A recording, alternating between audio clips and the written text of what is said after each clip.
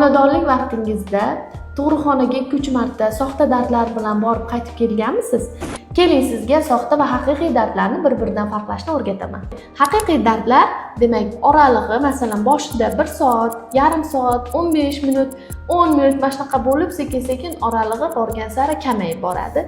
Ushbu dardlarning intensivligi borgan sari kuchayib boradi va ushbu dardlarni davomiyligi masalan boshida 10 sekund, 15 sekund, 20 sekund bo'lgan bo'lsa, sekin-sekin intensivligi, davomiyligi kuchayib boradi. Masalan 20, 25 sekund, 30 sekund mana shunaqa qilib davom etadi. Soxta dardlarda bo'lsa, bu dardlarning oralig'i deyarli bir-biridan o'zgarmaydi. Masalan, yarim soat, 1 soat oralig'ida bo'ladi va bu dardlarning intensivligi va davomiyligi kuchayib bormaydi.